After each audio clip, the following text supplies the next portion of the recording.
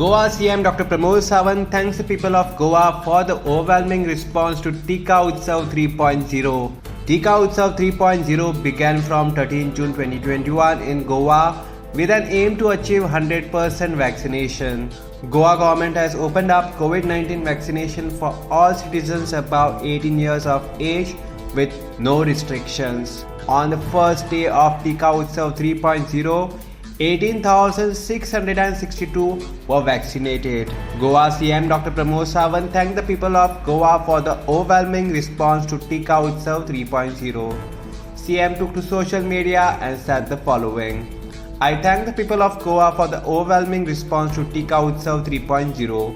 I also congratulate the doctors, nurses and healthcare workers for making a successful beginning to this drive by vaccinating 18,662 in a single day. Let's continue this momentum to achieve 100% vaccination. Will Goa be the first state in the country to achieve 100% vaccination? What do you think? Comment below and let us know.